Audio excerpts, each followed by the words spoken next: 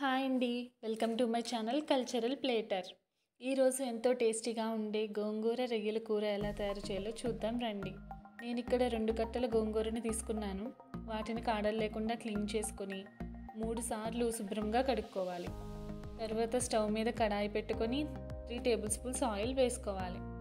Oil వేడెక్కిన తర్వాత సన్నగా తరిగిన ఒక ఉల్లిపాయను 4 పచ్చిమిరపకాయలను చీల్చుకొని వేసుకోవాలి. తర్వాత గరిటెతో కలిపి మూత పెట్టుకోవాలి.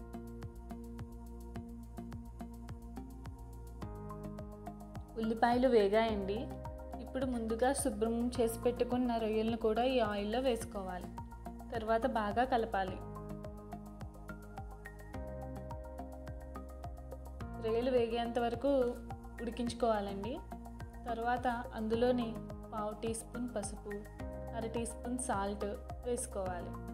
తర్వాత పసుపు ఉప్పు కూడా రొయ్యలకు బాగా పట్టేలా కలుపుకోవాలి. అడుగు పట్టకుండా మధ్య మధ్యలో కలుపుతూ ఉండాలండి.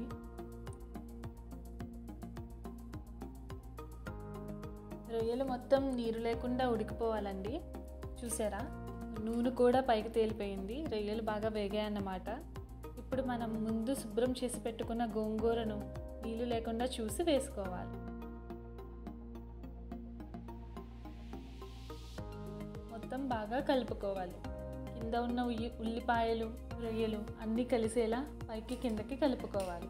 తర్వాత గోంగూర మగ్గేంత వరకు మూత పెట్టుకొని ఉడికించుకోవాలి. గోంగూర మగ్గడానికి ఎంతో టైం పట్టదండి. చాలా తక్కువ టైంలోనే ఆకుకూర అనేది మనకు ఉడికిపోద్ది కదా. చూడండి, గోంగూర ఉడికిందండి.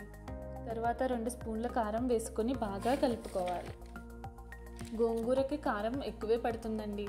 పుల్లగా ఉంటుంది కదా, పులుపు కూరలకి కొంచెం కారం ఎక్కువే పడుతుంది. తర్వాత మూత పెట్టుకొని 1 నిమిషం ఉడికించుకోవాలి. కారం కూడా మగ్గిన తర్వాత కొద్దిగా నీళ్ళు వేసుకోవాలండి. ఇక్కడ నేను వేడి నీళ్ళు వేసుకుంటున్నాను. మనకు సరిపడినంత నీళ్ళు అనేది వేసుకోవాలి. తర్వాత మూత పెట్టి ఉడికించుకోవాలండి. 2 నిమిషాల తర్వాత మూత తీసి చూద్దాం. గోంగూర మొత్తం ఉడికిపోయిందండి. సాల్ట్ మనం రొయ్యల్లోనే వేసుకున్నాం కాబట్టి సాల్ట్ చూసుకొని వేసుకోండి. నేను సరిపడినంత వేసుకున్నాను. అంతే అండి, ఎంతో గుమగుమలాడే గోంగూర రొయ్యల కర్రీ రెడీ. దీనికి ఇప్పుడు మనం పోపు వేసుకోవాలండి. ఇప్పుడు స్టవ్ మీద తాలింపు కడాయి పెట్టుకొని అందులో కొద్దిగా నూనె హీట్ అయ్యాక ఆవాలు, కొద్దిగా వెల్లుల్లి, 1/2 టీ స్పూన్ పచ్చిశనగపప్పు, 1/4 టీ స్పూన్ మినప్పప్పు వేసుకొని వేయించుకోవాలండి. తర్వాత ఒక ఎండుమిరపకాయ, కొంచెం జీలకర్ర, తాలింపు అంతా వేగిన తర్వాత లాస్ట్లో కరివేపాకును కూడా వేసుకొని ఒకసారి బాగా కలుపుకోవాలి. ఈ తాలింపును మనం ముందుగా బౌల్లోకి తీసి పెట్టుకున్న గోంగూర రొయ్యల కూర మీద వేసుకోవాలి. అంతేనండి, ఎంతో గుమ్మగుమ్మలాడే గోంగూర రొయ్యల కూర రెడీ. ఇది వేడి వేడి అన్నంలో వేసుకొని 2 గరిటెల కూర అలా వేసుకొని కలుపుతూ నోట్లో పెట్టుకుంటే చాలా బాగుంటుందండి. ఈ కర్రీతో పాటు మనం ఏదైనా ఫ్రై పెట్టుకుంటే ఇంకా బాగుంటుంది. మీకు నచ్చిందా? నచ్చితే ట్రై చేయండి. ట్రై చేసి ఎలా వచ్చిందో కామెంట్స్లో తెలపండి. Thanks for watching.